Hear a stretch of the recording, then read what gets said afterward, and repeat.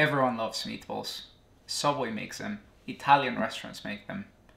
And whether you like to have them in a sub, with pasta, or just with a piece of bread, tonight I'm going to show you how to make amazing meatballs. We're going to pack those balls with herbs, ricotta, breadcrumbs, pork, and beef. Then we're going to roast them to caramelize the meat, then braise them in a rich tomato sauce, and this is going to yield flavorful, tender meatballs. So tag along and let's get cooking.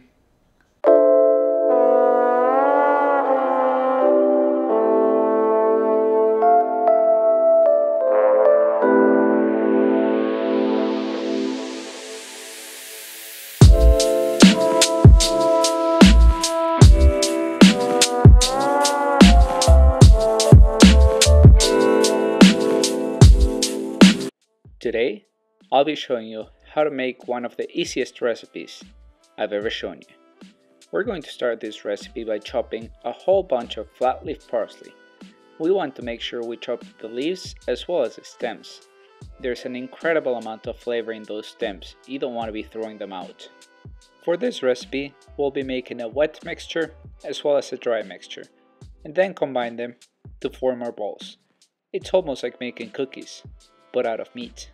In a medium mixing bowl, you want to add 400 grams of ground pork, 400 grams of ground beef, 150 grams of breadcrumbs, about a tablespoon of kosher salt. We might have to add some more later. We're also going to add a whole tablespoon of fennel seeds, a whole tablespoon of chili flakes, and 1 teaspoon of dry oregano. And once all the meat, the spices, and the breadcrumbs are in that bowl, add the parsley you had previously chopped. And that's it.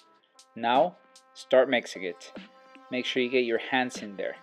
You want to make sure that all those ingredients you added to that bowl start mingling together. It should only take a couple of minutes for the mixture to be fully mixed. We're not looking for a specific consistency or look. The only thing we're trying to accomplish is to make sure all the ingredients are well mixed. Make sure you get all the breadcrumbs that may be stuck in the bottom of the bowl. And there you have it. After a couple of minutes of mixing, the meat is coming clean off the bowl. Now, onto our wet ingredients. In a separate mixing bowl, you want to mix 180 grams of ricotta cheese, along with 3 whole eggs that have been previously whisked. You want to make sure you mix the eggs and the ricotta before adding the milk. That way you can get a nice and very smooth consistency. If you were to add the milk right from the get-go, it'll take twice as long and be twice as hard to get rid of the ricotta lumps. Once you've achieved the smooth consistency, now you can add the milk. And that's it. As simple as that. Wet ingredients are done. So you got your wet ingredients, you got your dry ingredients. Now, it's time to mix them together. Add all of your wet ingredients into the mixing bowl with your meat. Make sure you scrape any leftovers. After that, you want to start mixing by hand. Now you can definitely do this in a stand mixer fitted with a paddle attachment if you wanted to, but I like to feel the consistency of the meat as I mix it. And if you're mixing it in a stand mixer, you can't truly feel when it's ready. Speaking of the mixture being ready, you're not only looking for a very homogeneous consistency. The best way to tell is to take a piece of your mixture, stick it to the bottom of your hand, and if it lasts on your hand for 3 seconds or longer before falling back into the mixing bowl, then you know it's ready. At this point, I like to fry a little piece of the mixture to make sure it's properly seasoned. If it needs a little bit more salt, now it's the time to add it before we start shaping the balls. And moving on, time to pour the meatballs. I personally like to use an ice cream scoop. That way all the sizes and shapes are very consistent. You'll want to place your meatballs on a tray lined with either parchment or foil. We are going to roast the meatballs before we braise them in a tomato sauce. Now the meatballs I'm making tonight are pretty small. They're about an ounce or so, but you can definitely make them as big or as little as you want.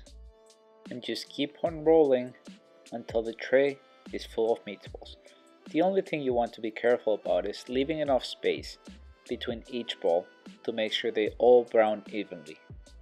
And once all the balls are rolled, the only thing that's left to do is roast them so we can braise them in that tomato sauce. Now, I know you're wondering, what if I don't have an ice cream scoop? Very easy.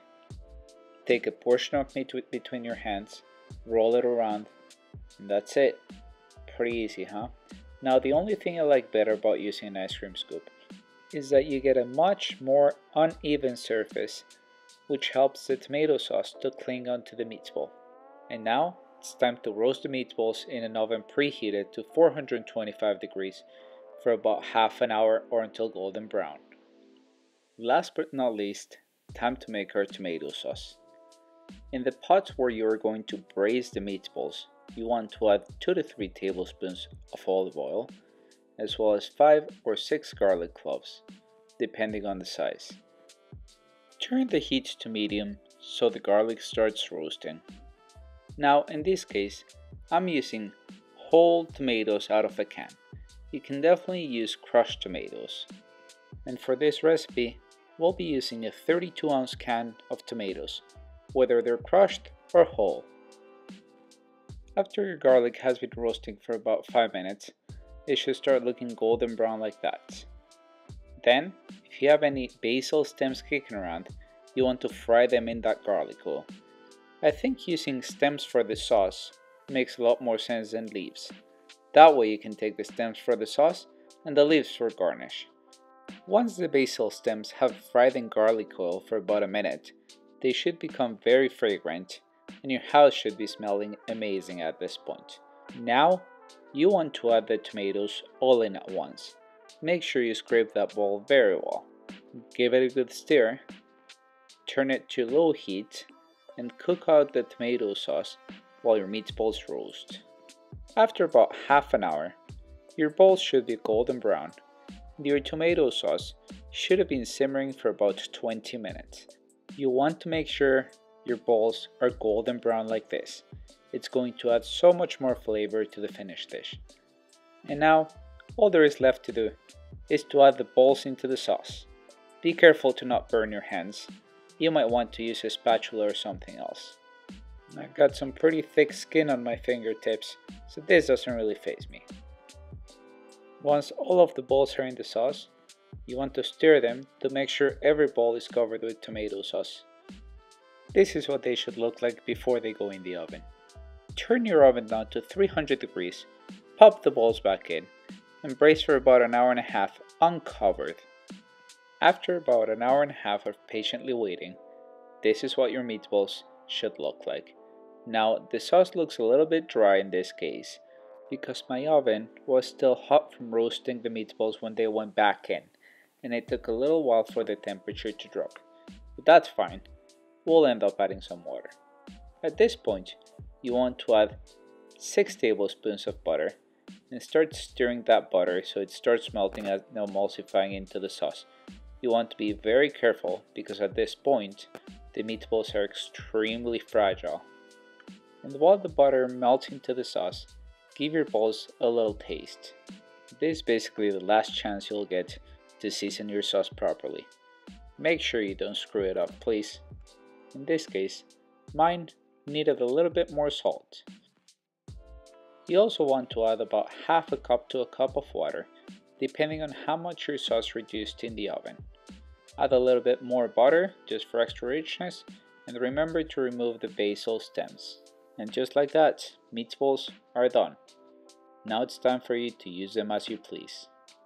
Throw them on top of a little bit of pasta, throw them in a bun, serve them by themselves with a little bit of grated parmesan and basil leaves, or you can also eat them straight out of the pot, like me. Alright, and there you have it. Super simple steps to follow, very rewarding result. Comment below what you think I should make next. Like this video, subscribe, and I'll see you guys soon. Thanks for watching.